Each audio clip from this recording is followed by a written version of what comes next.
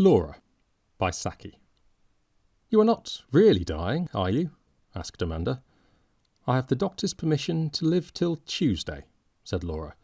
"But today is Saturday. This is serious," gasped Amanda. "I don't know about it being serious. It is certainly Saturday," said Laura. "Death is always serious," said Amanda. "I never said I was going to die. I am presumably going to leave off being Laura, but I shall go on being something, an animal of some kind, I suppose. You see, when one hasn't been very good in the life one has just lived, one reincarnates in some lower organism. And I haven't been very good, when one comes to think of it. I've been petty and mean and vindictive and all that sort of thing when circumstances have seemed to warrant it." "Circumstances never warrant that sort of thing," said Amanda hastily. "If you don't mind my saying so," observed Laura, "Egbert is a circumstance that would warrant any amount of that sort of thing. You're married to him. That's different. You've sworn to love, honour, and endure him. I haven't." "I don't see what's wrong with Egbert," protested Amanda. "Oh, I dare say the wrongness has been on my part," admitted Laura dispassionately. "He has merely been the extenuating circumstance. He made a thin, peevish kind of fuss, for instance, when I took the collie puppies from the farm out for a run the other day. They chased his young broods of speckled Sussex and drove 2 sitting hens off their nests, besides running all over the flower beds. You know how devoted he is to his poultry and garden.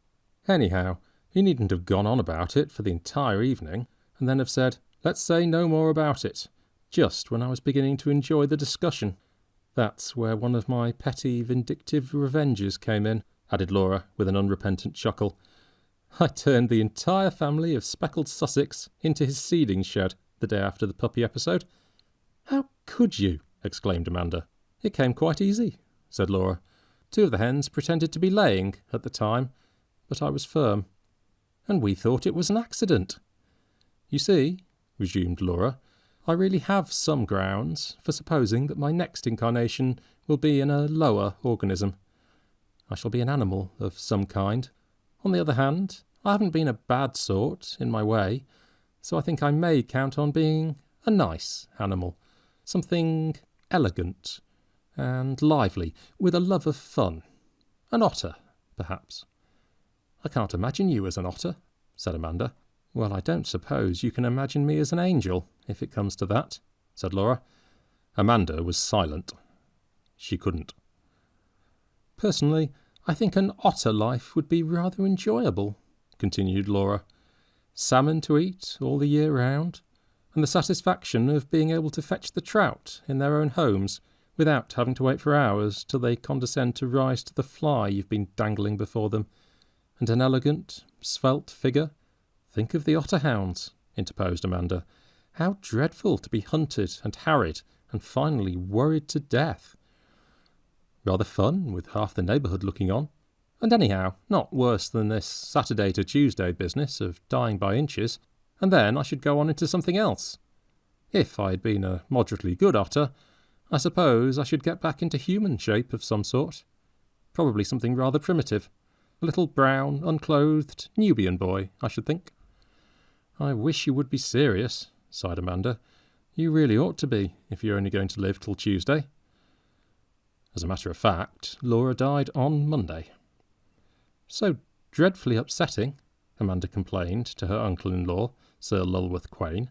"I've asked quite a lot of people down for golf and fishing, and the rhododendrons are just looking their best." "Laura always was inconsiderate," said Sir Lulworth. "She was born during Goodwood week, with an ambassador staying in the house who hated babies." "She had the maddest kind of ideas," said Amanda. "Do you know if there was any insanity in her family?" "Insanity?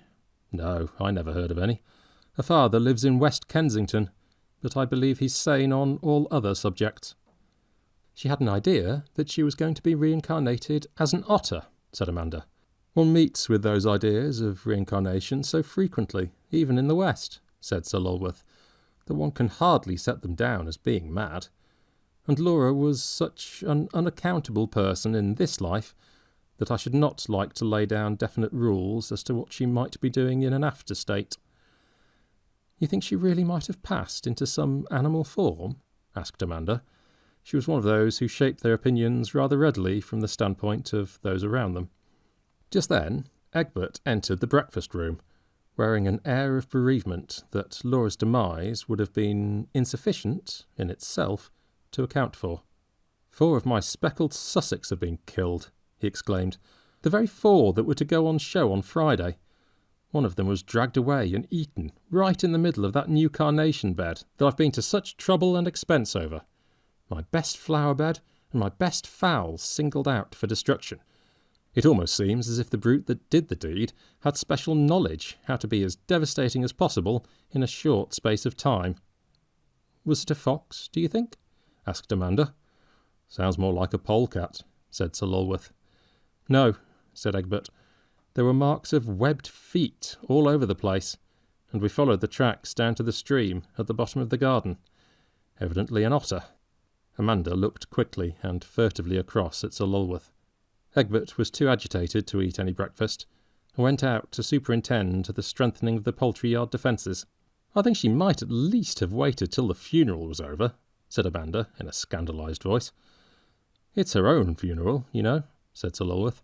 "It's a nice point in etiquette how far one ought to show respect to one's own mortal remains." Disregard for mortuary convention was carried to further lengths next day. During the absence of the family, at the funeral ceremony, the remaining survivors of the speckled Sussex were massacred. The marauders' line of retreat seemed to have embraced most of the flower beds on the lawn, but the strawberry beds in the lower garden had also suffered. "I shall get the otter hounds to come here at the earliest possible moment," said Egbert savagely. "On no account. You can't dream of such a thing," exclaimed Amanda. "I mean, it wouldn't do so soon after a funeral in the house."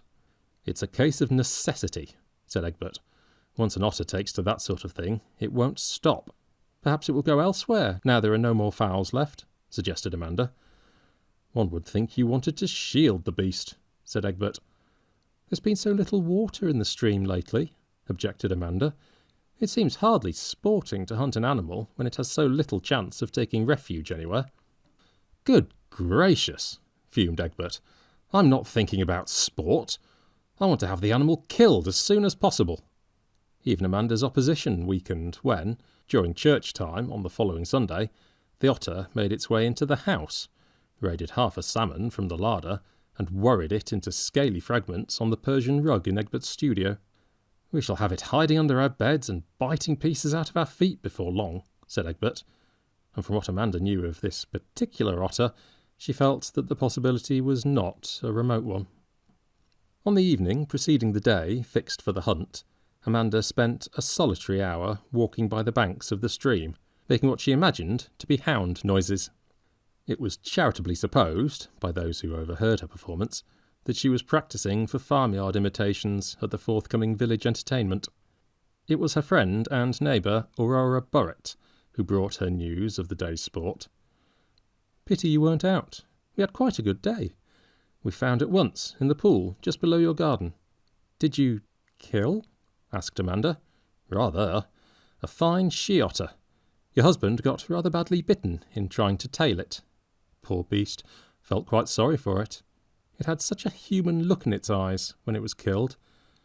You'll call me silly, but do you know who the look reminded me of?" "My dear woman, what is the matter?" When Amanda had recovered, to a certain extent, from her attack of nervous prostration, Egbert took her to the Nile Valley to recuperate. Change of scene speedily brought about the desired recovery of health and mental balance.